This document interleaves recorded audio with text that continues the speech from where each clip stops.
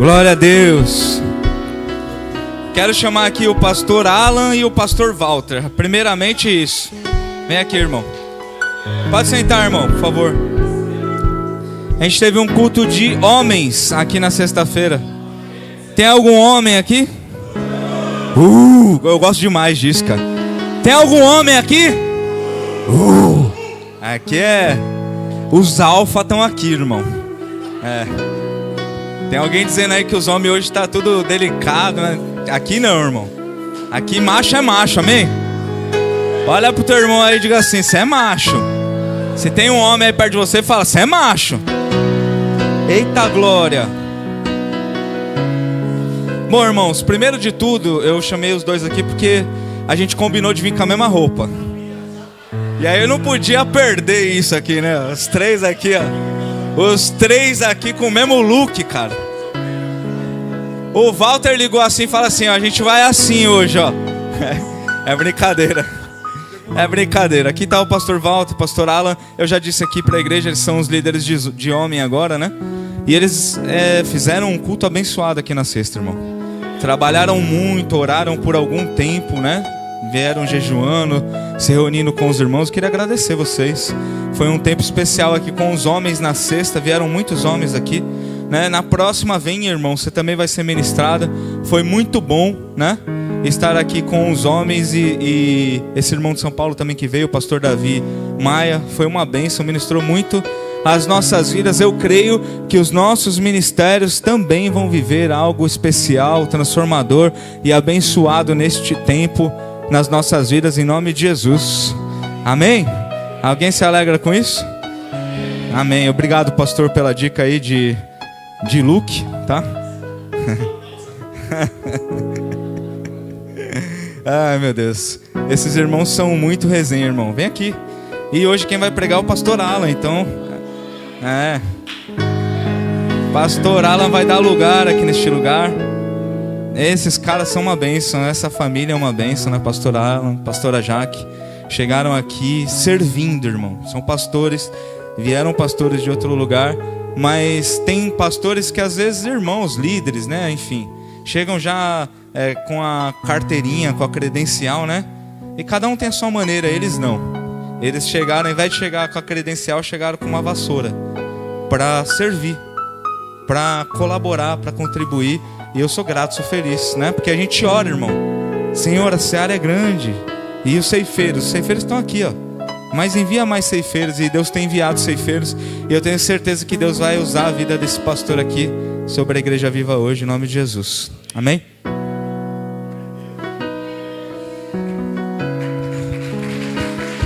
Aplaude Jesus. É Ele, por Ele são todas as coisas. Eu acho que você pode aplaudir mais alto, né, meu irmão?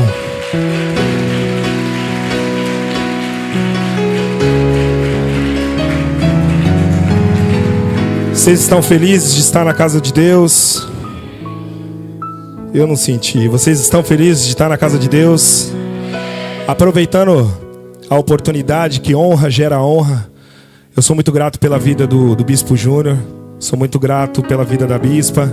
Sou muito grato pela vida da Márcia, do Marcelo. Sou muito grato pela vida da minha família. E Deus em primeiro lugar. A Bíblia diz que a glória da segunda casa, ela é melhor do que a primeira.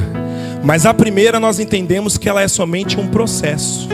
E é necessário passar pelo processo.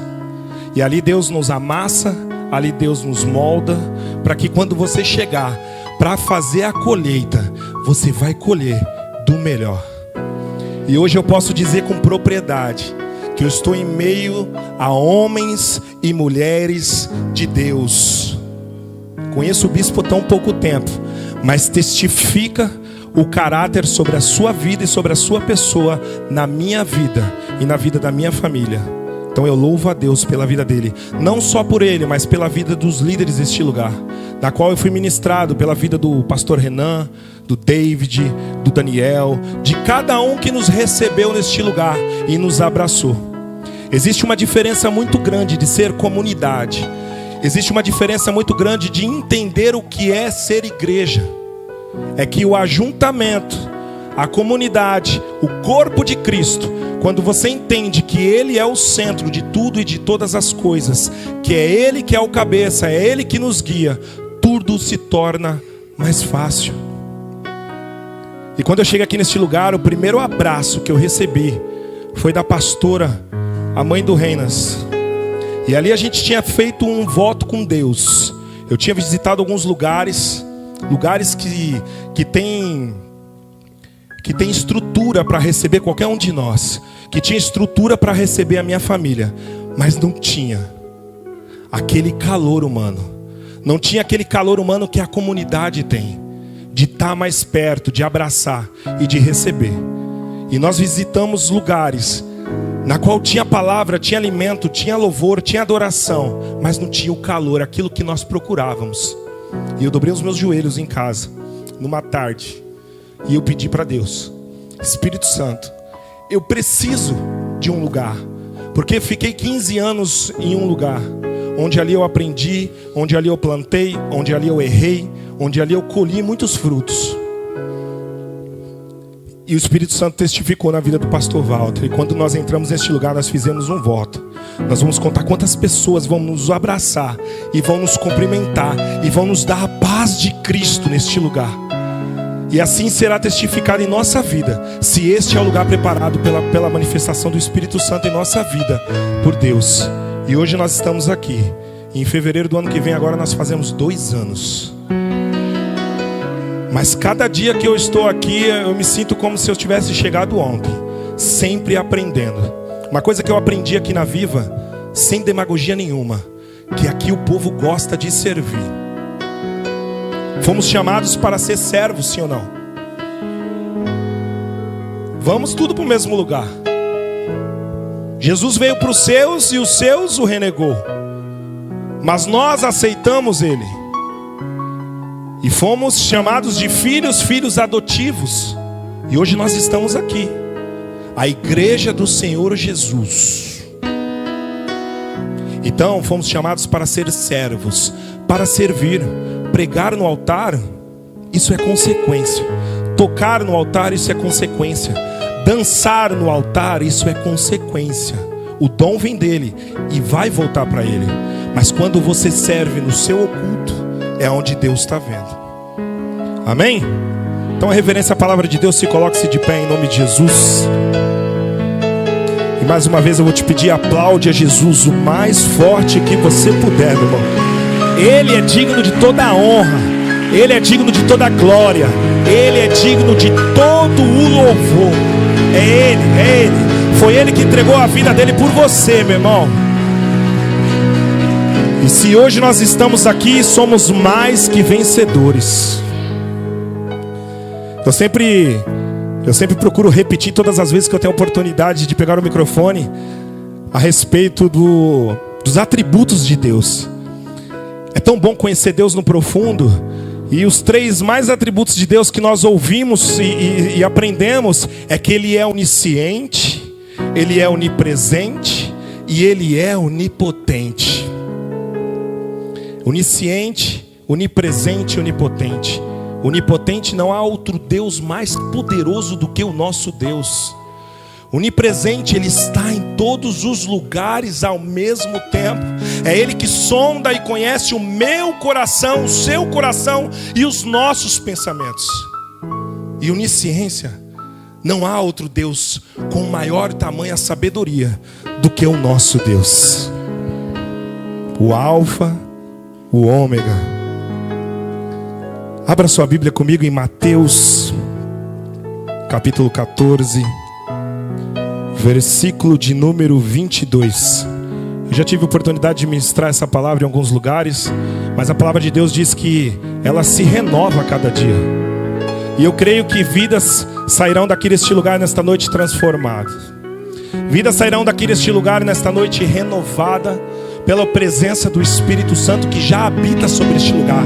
Eu não sei você, meu irmão, você pode estar sentindo frio aí, mas aqui está calor, porque a manifesta presença do Espírito Santo habita neste lugar, desde quando você entrou no começo daquela porta por dentro, porque Deus diz em sua palavra: ao entrar em meus átrios, mantenha-se em silêncio, porque eu estou neste lugar e quero ser adorado. É para isso que nós viemos neste lugar, meu irmão. Não viemos para pedir, porque até as palavras que hão de sair da tua boca vêm dele. Até antes de você falar, Deus já colocou as palavras na sua boca.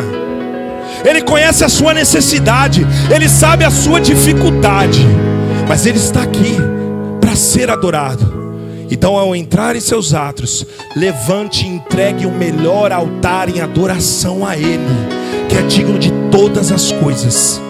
Para que não tome muito o seu tempo, Mateus 14, versículo 22, é a passagem sobre Jesus anda sobre o mar. E logo ordenou Jesus os seus discípulos que entrassem no barco e fossem adiante para o outro lado, enquanto despedia a multidão. E despedida a multidão, subiu o monte para orar à parte, e chegada já à tarde, estava ali só. E no versículo 24 diz que o barco estava já no meio do mar, açoitado pelas ondas, porque o vento era contrário. Mas à quarta vigília da noite, dirigiu-se Jesus para eles, andando por cima do mar. E os discípulos, vendo-o andando sobre o mar, assustaram-se, dizendo: é um fantasma, e gritaram com medo. Curva sua cabeça em nome de Jesus. Deus Pai Todo-Poderoso, obrigado, Jesus, pela oportunidade de poder estar em Tua casa. Obrigado pela oportunidade, Senhor Jesus, de propagar as boas novas. Deus, de propagar a Sua palavra. Deus, que nesta noite a Tua palavra venha a ser como uma palavra rema, Senhor. A Deus, que venha a ser plantada uma semente em nossos corações, na qual, Senhor Jesus, a Deus, sairemos daqui neste lugar nesta noite transformados, revestidos, curados e cheios da Tua presença, Senhor. E Deus, eu como homem não tenho nada a oferecer aos seus filhos, Pai, mas Senhor Jesus, me apresento a Ti como instrumento em Suas mãos, para que eu possa ser usado pela manifestação do Teu Espírito Santo na vida de cada um, em nome de Jesus, amém. Toma seu assento em nome de Jesus. Amém, meus irmãos. Acredito que todos já ouviram falar sobre essa passagem, sobre a passagem que Jesus anda sobre o mar. E logo de início essa palavra diz que Jesus, Ele obrigou os discípulos a entrar no barco. Jesus, Ele não pediu gentilmente. Jesus, Ele não chegou e falou: entre no barco, que vão à frente, que logo eu estarei lá de encontro com vocês. Não, Jesus obrigou, porque muitas vezes nós somos teimosos diante daquilo que Deus nos mostra.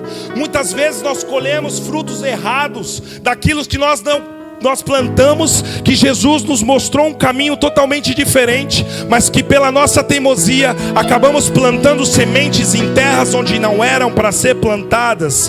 E no versículo 1 diz que logo Jesus obrigou seus discípulos a entrar no barco. E a Bíblia está dizendo aqui que Jesus, sim, Ele obrigou, Ele não pediu. Olha, por gentileza, pastor, entre no barco. Jesus disse: gente, se vocês não têm opinião, pega isso. Se vocês não têm opinião, se você não tem opção, pega e ouça a voz do Senhor e vai. O primeiro louvor falou que não trata-se de religiosidade, trata-se de relacionamento. Se não tem relacionamento, não tem intimidade. Para que gere intimidade, tem que ter relacionamento. Como se encontra o nível de relacionamento entre você e Deus? Como encontra-se o seu nível de relacionamento entre você e Jesus? Porque nós estamos cansados de ouvir e ouvir e ouvir. Mateus 6,6: entre, tranque no seu quarto, feche a sua porta. O que tem te distraído em meio à tempestade? O que vem tomando o seu tempo de buscar um relacionamento para que gere uma intimidade com Deus? Porque Ele te conhece no íntimo e no profundo. Mas é quando nós buscamos um relacionamento com Ele, que nós geramos uma intimidade, que nós venhamos no louvor: olha para mim, Jesus. Assim como uma unção de ousadia que vem sobre a nossa vida, como Zaqueu, que ousou subir naquela árvore somente para que Jesus olhasse para ele. Como está o seu nível de relacionamento com Deus? Somente na quinta? Somente no domingo? Somente nas terças? Porque nós entramos em seus átrios para adorar aquele que é digno. Nós entramos em seus átrios para levantar um altar em adoração. Deixa eu te falar uma coisa aqui. A Bíblia fala que aquilo que você pedir, Ele vai te dar. Mas antes de você pedir, Ele já sabe da sua necessidade. Então Jesus, Ele ordenou os discípulos que entrassem naquele barco. É uma ordem, não é um pedido. Eu não sei se vocês se identificam com isso, mas tem coisas na vida que Deus não dá o plano A ou o plano B. Ou vai ou racha. Não é assim que fala? Não existe outro caminho, não existe outra porta. Mas em Apocalipse, pastor 3:20 diz: eis que estou à porta e bato, mas ainda continua fechada. Mas aqui neste caso Jesus está dizendo: vocês já passaram por uma tempestade comigo, a qual eu acalmei, eu estava no barco com vocês. E agora eu quero que vocês enfrentam as dificuldades e o processo que tem que ser passado sozinhos. Então Jesus, Ele ordena, porque se Ele pede, os discípulos não iam, porque a primeira experiência que eles tiveram não foi legal, mesmo Jesus estando ali naquele lugar. Hoje nós sabemos e conhecemos a palavra, mas os discípulos naquela época, eles não sabiam no amanhã o que ia acontecer. Eles entendiam que o Messias estava com eles, mas eles estavam provando do novo ainda. Eles estavam provando daquilo que nós nos alimentamos hoje. Então eu acredito que os discípulos devem ter olhado um para o outro e falado: não, nós não queremos, nós vamos te esperar. Vá, despede-se da multidão, a gente te espera. E Jesus disse: não, eu ordeno, entre no barco, vão e me espere que logo eu chegarei lá. Jesus só obrigou porque a primeira vez que os discípulos já estavam traumatizados de entrar na água, porque a primeira vez que eles foram, mesmo Jesus dormindo, teve uma tempestade, não foi uma boa experiência. Agora Jesus está mandando eles sozinhos para o mesmo lugar, em meio ao mar da Galileia. Agora deixa eu te fazer uma pergunta aqui, meu irmão, seja transparente, não precisa responder em voz alta. Você se traumatiza fácil? Somos seres humanos normais, sim ou não? Mas carregamos medos e traumas que nos acompanham. Fixamos alguns medos e traumas que levamos em nossa memória. Muitos aqui, se eu perguntar, já passaram pela tempestade. Eu já passei pela tempestade. Às vezes Deus permite que eu passe pela tempestade, mas quando nós temos relacionamento e gera intimidade, nós entendemos que a tempestade que Jesus nos colocou a passar faz parte do processo para aquilo que Ele tem para nos entregar lá na frente. Há 7 anos atrás, eu tenho 13 anos de casado e 17 anos de namoro e noivado. Graças a Deus, eu louvo a Deus pela vida da minha esposa, porque quando ela me conheceu, eu era do mundo e ela já era cristã, e ela que me ganhou para Jesus. Então eu sou fruto da minha esposa, né? E ali nós fizemos tudo certinho, tudo que Deus prometeu para nós.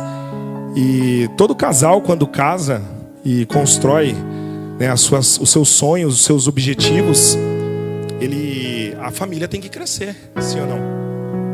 E ali ela engravidou da nossa primeira filha, né?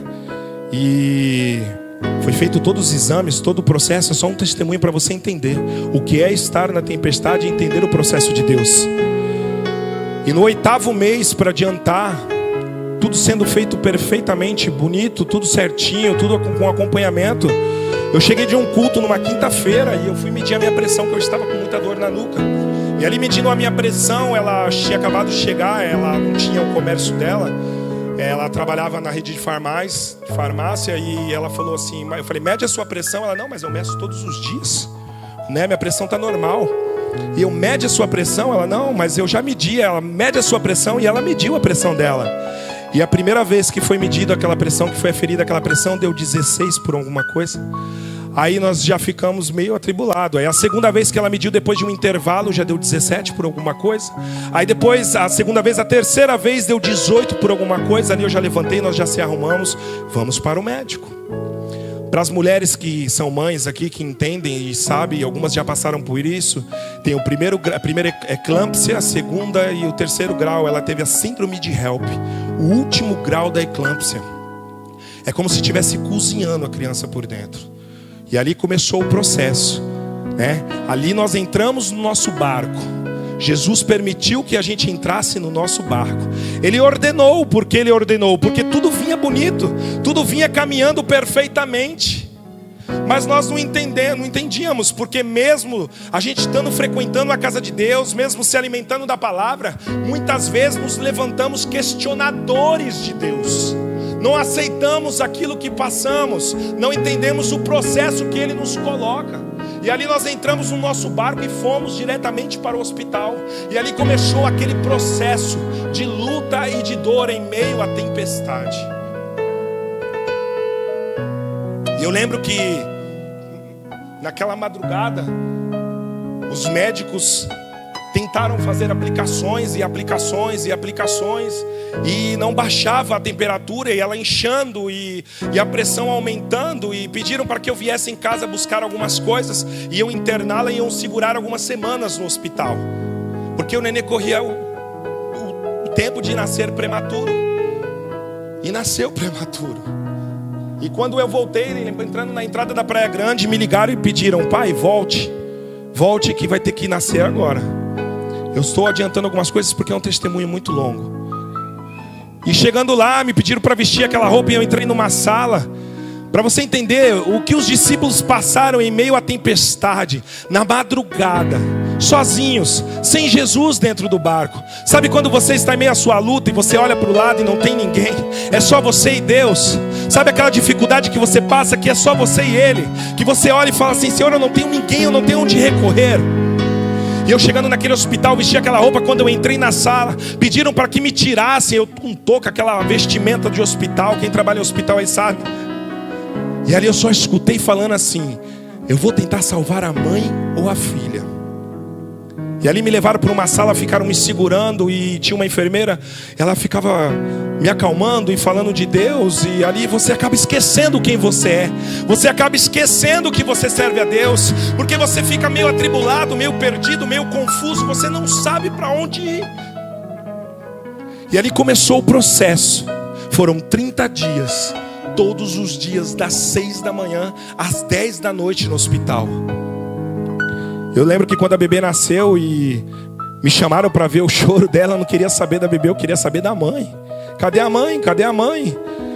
E ali começou o processo. Uma foi para a UTI, a outra foi para outra UTI na neonatal.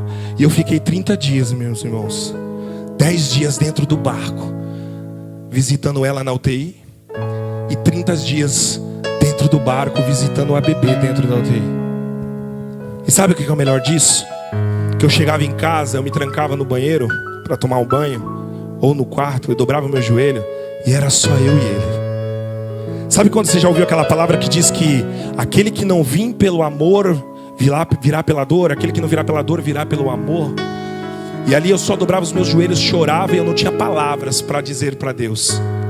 Muitas vezes o falar demais cessa aquilo que Deus tem para falar contigo. E ali eu fui obrigado a entender e compreender aos poucos o passo a passo do processo do que é servir a Deus. Servir a Deus não é fácil. Não é somente levantar a sua mão e aceitar o Senhor como único e suficiente Salvador. Não, existe um preço a ser pago. Ele pagou o preço sim por mim, por você, na cruz do Calvário. Ele foi humilhado sim, Ele foi açoitado sim. A cada gota de sangue que foi derramado sobre a sua face, a cada espinho que foi entrando na sua cabeça, sim, foi por mim e por você. Mas existe um preço para estar na eternidade com Cristo. Eu entendi o processo. Eu entendi o que Deus tinha para tratar comigo. Deus não quer que você bata a carteirinha toda quinta, todo domingo e toda terça na célula para postar foto e o pastor ver que você é um bom crente fiel. Porque fidelidade é no oculto. Agora, quando você não faz a vontade de Deus, quando você não compreende aquilo que Deus tem para a sua vida, Ele te pega e te amassa, Ele te pisa. Ele permite que você passe pela tempestade, porque é necessário que você entenda o processo que Ele te colocou. Eu não sei se você está entendendo. Jesus, ele não deu opção. Jesus disse aos seus discípulos: vocês vão, e eu vou despedir da multidão e nos encontramos daqui a pouco. Para finalizar o testemunho, hoje eu posso glorificar que as duas saíram do hospital sem sequelas nenhuma. Mas eu entendi o processo que Deus tinha para mim no meu íntimo e no meu particular. Deus estava me chamando para mais perto. Deus estava me chamando para buscar um relacionamento profundo com Ele. Não só pelos tornozelos, mas sim pelos lombos e acima dos lombos. Só que a gente sabe que Jesus disse para os seus discípulos: vão, que depois eu vou me despedir da multidão. Só que a gente sabe que toda despedida demora, principalmente quando a mulherada que está conversando, ou quando o pastor Walter que está conversando, né, pastora? Que é uma demora para ir embora. Imagine com Jesus, a multidão, Jesus aqui contando parábolas, Jesus, o mestre, o salvador, o todo-poderoso. É difícil deixar Jesus ir embora. É difícil porque você não sabe quando será outra oportunidade de ouvir o Salvador, de ouvir o Todo-Poderoso. E ninguém queria que ele fosse embora. E quando eles estavam no meio do mar, que Jesus mandou eles entrar, começa uma grande tempestade. E a pergunta que eu faço para a igreja aqui é: vocês acham que Jesus sabia ou não da tempestade? Jesus sabia ou não o que ia acontecer naquela tempestade? Então, se Jesus sabia, por que ele mandou os discípulos ir sozinhos dentro daquele barco? Se eles não iam saber sair no meio daquela tempestade. Então quer dizer que nós estamos afirmando que Jesus mandou eles para o meio do perigo? Porque nós acabamos de falar que nós sabemos sim, e entendemos que Jesus sabia que ia ter uma tempestade no meio do caminho. Então quer dizer que o Deus que nós servimos gosta de ver a gente no aperto? Mas pastor, que heresia é essa? Não, pelo contrário, o que a gente chama de aperto, Jesus chama de processo. O que a gente chama de aperto, de aflição, Jesus chama de teste. Jesus nos testa, Jesus nos coloca no meio do processo para que sejamos aprovados.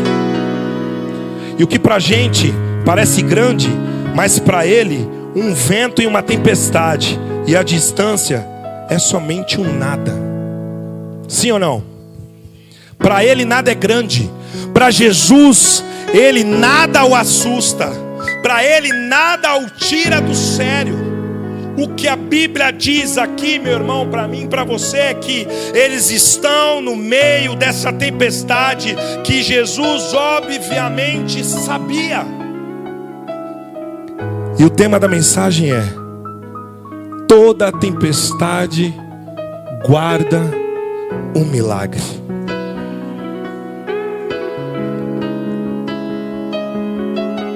Toda tempestade que você passa, toda tribulação que você vive, toda angústia que você enfrenta, toda aflição que você passa, muitas vezes sozinho, reserva do outro lado um grande milagre. Jesus nunca vai deixar, meu irmão, a gente passar por alguma tempestade que Ele não possa acalmar. E muitas vezes você se encontra em meio à tempestade e ainda não conhece o Jesus que você diz que busca toda terça, toda quinta e todo domingo. É por isso que eu me referi no começo sobre os atributos de Deus. Conhecer a Deus não é somente o Deus que faz, o Deus que acalmou a tempestade, o Deus que fez o paralítico andar, o Deus que fez o cego enxergar, o Deus que curou a mulher do fluxo de sangue. Conhecer a Deus é entender que Ele permite que nós possamos conhecer os seus atributos, até onde Ele deixa a gente ir. É conhecer o Deus que é o Deus de Isaac, o Deus de Jacó, o Deus de Abraão, Eu convido você, conheça os atributos de Deus, e você vai se apaixonar mais ainda por Ele, porque você vai entender quem é Deus verdadeiramente. Você vai conhecer não somente o Deus das Escrituras, mas o Deus que é, o Deus que ainda você não conhece, o Deus que você acha que frequentar a casa dele, frequentar a casa de oração é somente o suficiente, o Deus que subir em cima do altar, pegar o microfone, propagar palavras bonitas. Não, não, não, não. Conhecer a Deus é conhecê-lo no íntimo e no profundo, para tu saber os seus sonhos, os seus planos, os seus desejos, saber o que Ele quer para ti. E nunca mais você vai murmurar, porque você vai entender toda a tempestade que Ele colocar você.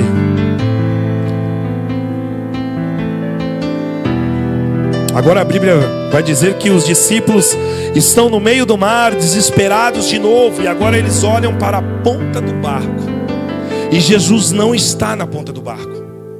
Jesus não está lá. Imagina os discípulos em meio à multidão, em meio à madrugada, um frio, um vento, aquela tempestade, o barco se balançando, e você olhar para a ponta do barco e cadê Jesus? Cadê Ele que falou que ia vir e acalmar as minhas aflições, e acalmar as minhas dores, a minha ansiedade, as opressões que me tomam, as preocupações? Cadê Jesus? Mas a palavra diz que Ele disse: vá, que eu vou me despedir da multidão, e logo estarei convosco. Cadê Jesus? E Jesus não está. E eu fico imaginando que no meio daquela madrugada o que dominava aqueles discípulos era: nós vamos morrer. Porque hoje nós conhecemos e vivemos essa experiência, vendo a palavra daquilo que aconteceu lá atrás. Mas antes os discípulos não sabiam. Então eu vejo que mesmo eles passando o que eles passaram com Jesus a primeira vez, veio em mente: nós vamos morrer, acabou. Mas a palavra de Deus diz que de repente, no meio da tempestade, no meio do caos, no meio dos ventos, no meio das ondas, alguém vem apontando diante do horizonte. E esse alguém não está em um barco, esse alguém não está andando por cima da tempestade, esse alguém está andando sim por cima da tempestade, por cima das águas aflitas daquele mar. Esse é Jesus.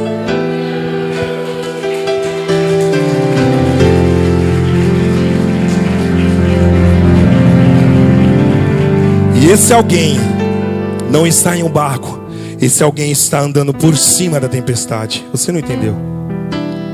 Não, peraí. Ele não veio andando só por cima das águas, ele veio andando por cima da tempestade.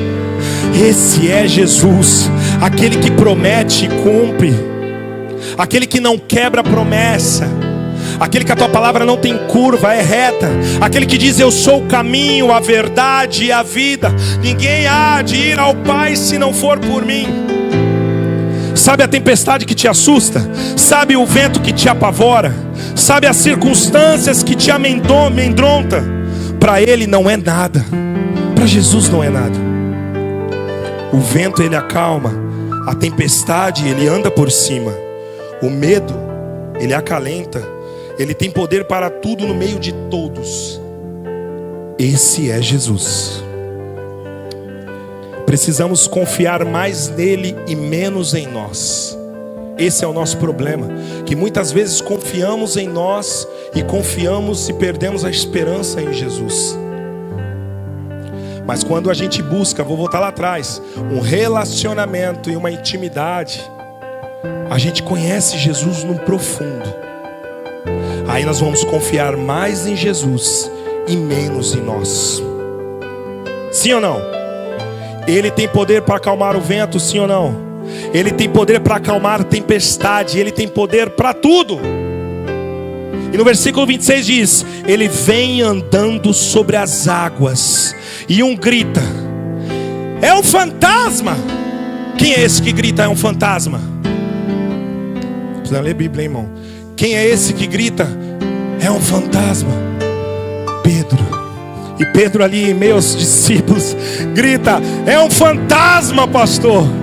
Eu acredito que João estava ali do lado, João que era mais quietinho, mais tranquilo. Falei, pelo amor de Deus, fica quieto, Pedro, cala a boca. Eu não vou mais andar contigo não, para com isso. É o mestre, não é um fantasma. Então você imagina, no meio da madrugada, uma escuridão, uma tempestade, o vento, o barco se balançando, você ali atribulado dizendo, eu vou morrer. E aparece no horizonte uma imagem que você não consegue enxergar. E ali o Walter se levanta e começa a gritar. É um fantasma. É obviamente que nós vamos se desesperar junto com ele. Mas João, calmo que era, disse, Pedro, para. Não é um fantasma. Mas Jesus, ouvindo isso, gritou de longe, não, sou eu, Jesus, o mestre. E Pedro olha e encontra. E eu coloquei até aqui, eu coloquei para mim não esquecer. E eu vejo que Pedro olha e ele encontra uma oportunidade. Quando ele declara que é um fantasma, e ele ali meio incrédulo, porque nós aprendemos e entendemos que a fé ela é o firme fundamento de todas as coisas. A palavra de Deus não fala que ainda que a tua fé seja do tamanho de um grão de mostarda, ela há de mover montanhas. Mas ali naquele momento de aflição, faltou fé para Pedro. E olha que Pedro estava andando com Jesus, imagina nós. Mas a palavra de Deus diz que tudo aquilo que não vejo é transitório, mas aquilo que vejo e creio é para a vida eterna. É a fé que nos faz entender o processo. Mas Pedro ali faltou fé. E Jesus disse, não, sou eu, o mestre. Então Pedro deve ter olhado e uma oportunidade aí.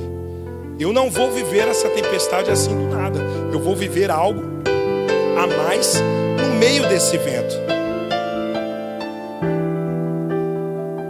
E respondeu-lhe Pedro e disse, Senhor, versículo 28, se és tu, manda-me ir ter contigo por cima das águas.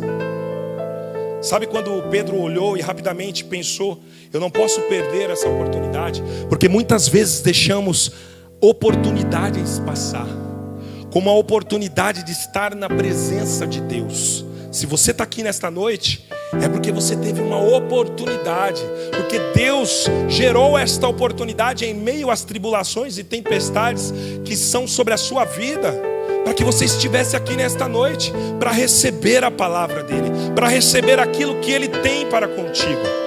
Toda tempestade te dá várias opções. Eu coloquei aqui, toda tempestade te dá várias opções.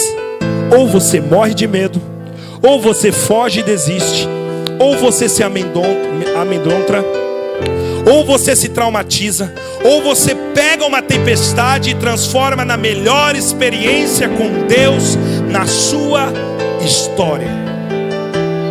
No fim, é você que decide. Fica no barco ou vai para cima do barco, das águas, com aquele que te salvou. Eu vou repetir de novo aqui, que eu falei muito rápido. No fim, somos nós que decidimos. Ou ficamos no barco, ou vamos para cima das águas com aquele que nos salvou. É você que decide. Ou você diz, Jesus, eu confio que o Senhor pode fazer. Ou você fica no barco e continua em meio à tempestade, achando que você tem o poder de resolver os seus problemas. Ou você diz, Senhor, não, eu confio em Ti, porque eu entendi o processo, porque eu busco um relacionamento e eu gerei uma intimidade contigo. Então leva-me sobre as águas contigo, Senhor, porque eu confio em Ti, em tudo que o Senhor pode fazer. Aplaude a Jesus aí, meu irmão.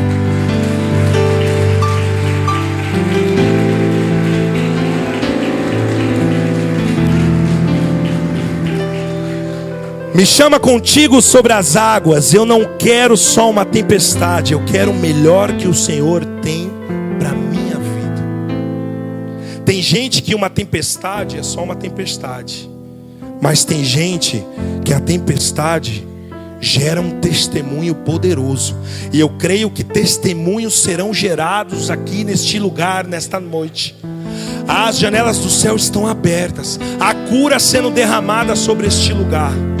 Isso é para quem crê, meu irmão. Se você não acredita em palavra revelada, meu irmão, isso é para quem crê. Porque Jesus diz que quanto mais você se humilhar, dobrar os seus joelhos e buscar Ele, mais Ele abrirá as janelas dos céus e revelará os seus segredos. Eu não sei você, se você quer viver no raso, eu respeito, meu irmão. Mas aqueles que querem viver no profundo com Deus, esse é o caminho. Não fuja das águas, não fuja da tempestade. Não se esconda no banco do barco.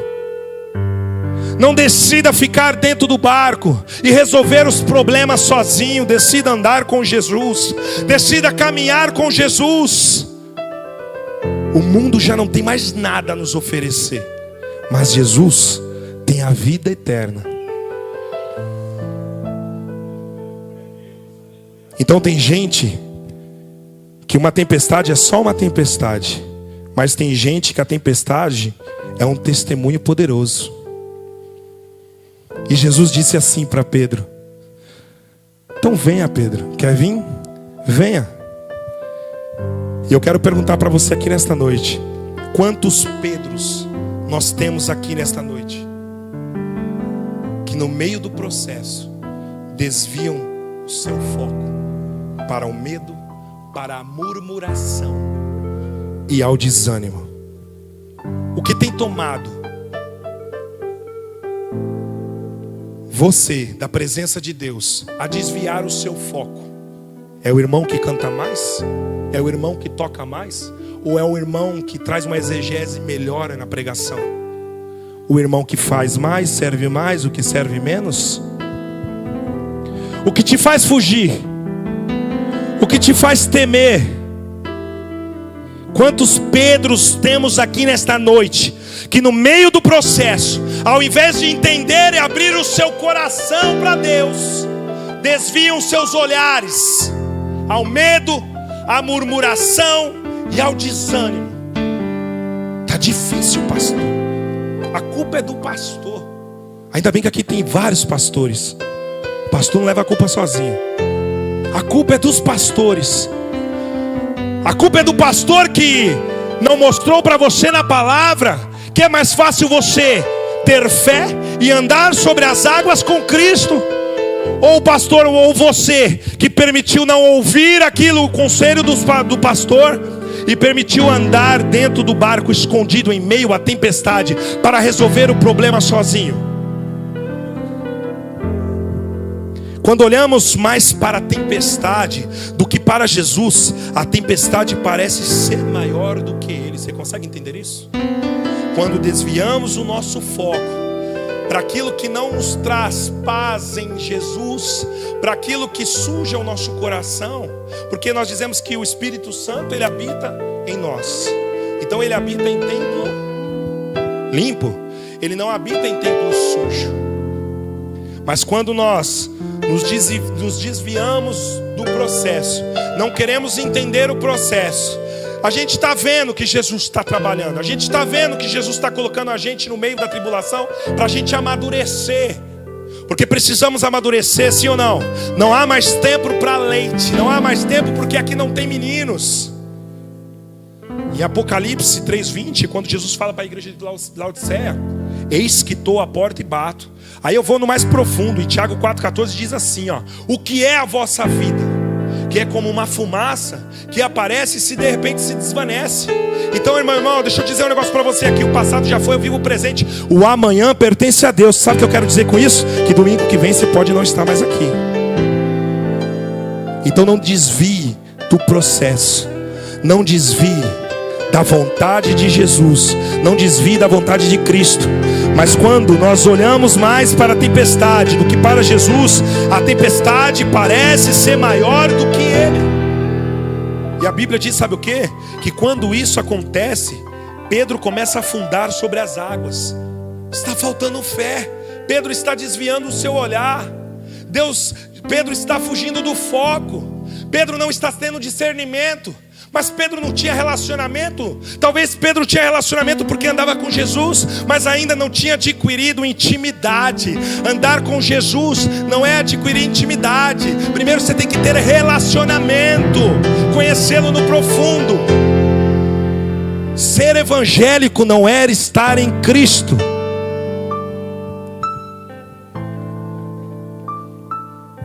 E a Bíblia diz que quando isso acontece, Pedro começa a afundar sobre as águas, mas ele grita: Jesus, Jesus, me salva, salva-me, Jesus. Consegue entender? Você no meio da madrugada, Jesus te chama e você começa a andar sobre as águas, e ali você começa a desviar o seu foco. A bênção está na sua frente, a promessa está na sua frente, mas você começa a ir, você está olhando para o centro que é de todas as coisas, você está caminhando e de repente você escuta uma voz, ou de repente você olha para o lado e você começa a afundar. E ali você grita aflitamente: Jesus, Jesus, salva-me, Jesus. Em outras palavras, sabe o que Pedro estava dizendo? Eu preciso de ti pertinho de mim, Jesus. Eu não vivo sem a tua presença, Senhor. A minha coragem, Senhor, era suficiente somente quando eu estava dentro do barco, até sair dele. Salva-me, Senhor. Salva-me. E Jesus, a Bíblia diz que Jesus vai até Pedro, estende as suas mãos e o levanta sobre as águas. Eu não vou chamar ninguém para vir aqui na frente, meu irmão. O louvor vai subir, as luzes vão se abaixar. Eu quero que você curva a sua cabeça onde você estiver, e eu vou te contar um testemunho. Mas esse testemunho não é meu. Esse testemunho é de um homem que, através da sua falta de fé, que através da sua falta de intimidade com Deus, ele encontrou uma oportunidade. E de pescador de peixe, ele se tornou pescador de almas. Toda vez, meu irmão, que uma tempestade se levantar sobre você, ao invés de tentar fugir, diga: Jesus, me ajuda a andar por cima dela.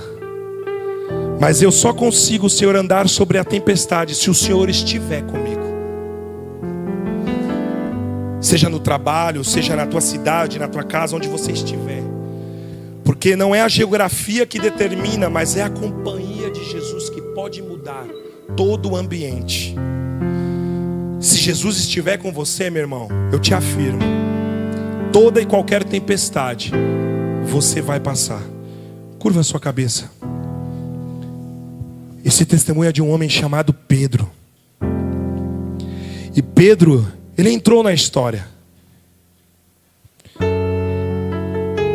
Quem você é, Pedro? Eu era pescador de peixe. Pescava com os meus irmãos aqui pela região da Galileia. E apareceu um homem chamado Jesus, mas ele não queria isso para mim. Não. Ele queria que eu fosse pescador de almas, isso sim. Mas antes de eu falar sobre ser pescador de almas, deixa eu contar uma história para você. Um dia eu estava que passei a vida toda pescando, mas uma tempestade aconteceu. E sabe a história, o resto você conhece.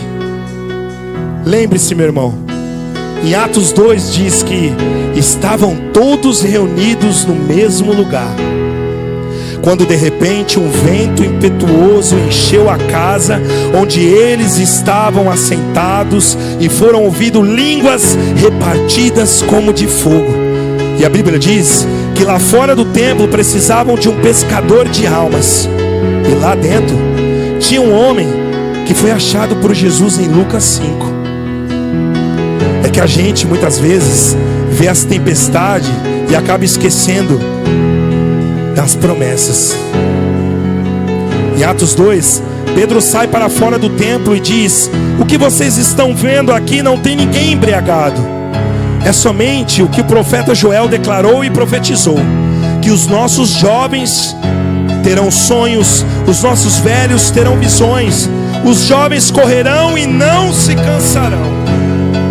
Mas também não podemos esquecer que aquele dia 3.000 almas se renderam ao poder do Evangelho. Mas também em Atos 3, Pedro e João, quando estavam subindo ao templo da hora da oração, e tem um coxo sentado em frente à porta formosa, enquanto a gente estava vendo a tempestade, Jesus já estava vendo Pedro curando o coxo que estava sentado naquela porta. Sabe, meu irmão, olhamos mais para a tempestade do que para ele. Mas se olharmos mais para ele do que para a tempestade, nenhuma tempestade é capaz de nos assustar, e nem ninguém vai nos separar do amor que está em Cristo Jesus. Esse foi Pedro. Levante-se, aplaude Jesus, aquele que é digno de toda a honra e de toda a glória.